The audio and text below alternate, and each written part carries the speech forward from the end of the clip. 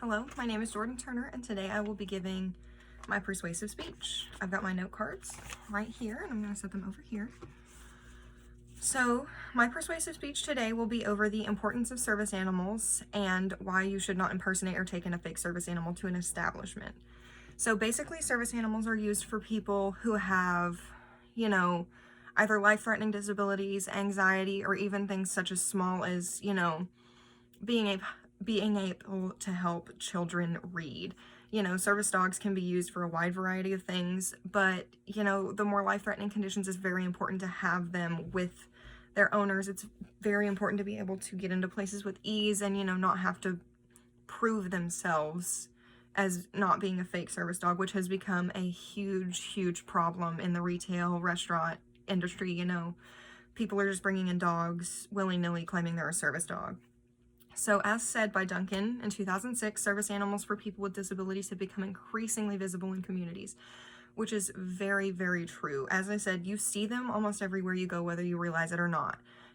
Proper etiquette with a service animal is don't touch it, don't approach it, just basically act like it's not there, which is why so many people have become desensitized to even realizing that they're in these establishments with us. People aren't supposed to go up to the dogs, so we don't even honestly realize that they're there at some points. You can glance, but you can't do much past that.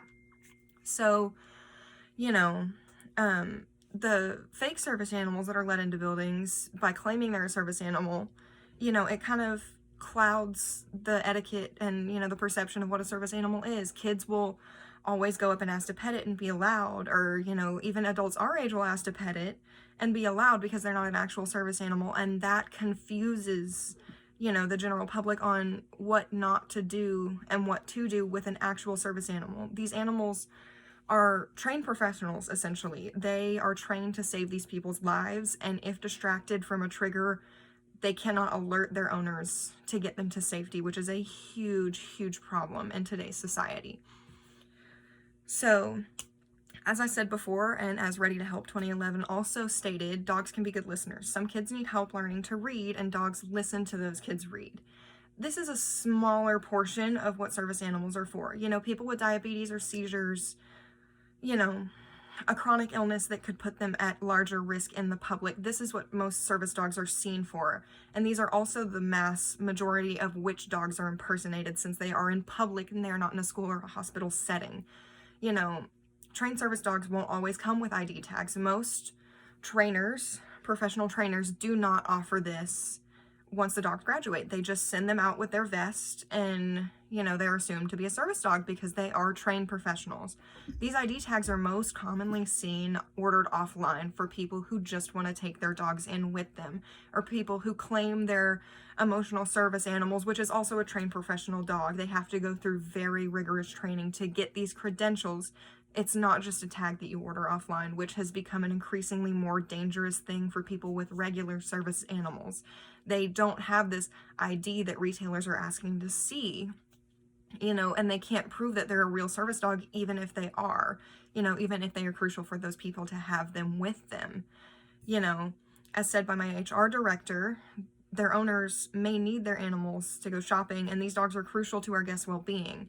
We hate to have to go up to somebody and assume that might not be a real service dog, because you can never really tell. Some people with these disabilities look just like you and me. They look just like everybody else in the world. You cannot tell that they may have a very life-threatening issue. Low blood sugar for a diabetic can be just as big as a seizure disorder for somebody who is epileptic. It is just, you can never tell, which is why it's become such an increasingly difficult problem to have, especially in the retail, restaurant, airplane, environments. People need to be able to have these dogs with them for their survival. As also said by my store director, Heather Lambert, in 2020, she would be ashamed to go up and wrongfully accuse somebody of bringing in a fake service animal when those owners actually need their animal to survive, because it's gotten so hard to tell which is a real service animal and which is not, due to the increase, fraud, is for lack of a better word, of these animals. people who bring them in with no regard for the safety of people who actually need these animals.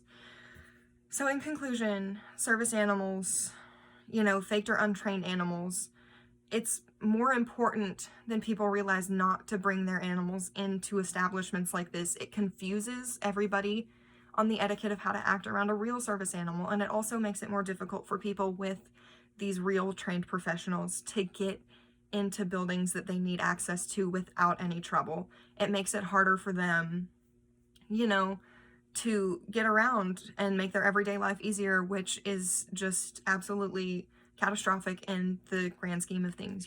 These people need these animals to survive, and I believe that there should be, stricter regulations against fake service animals. I feel like there should be more rules to protect the people with the real service animals.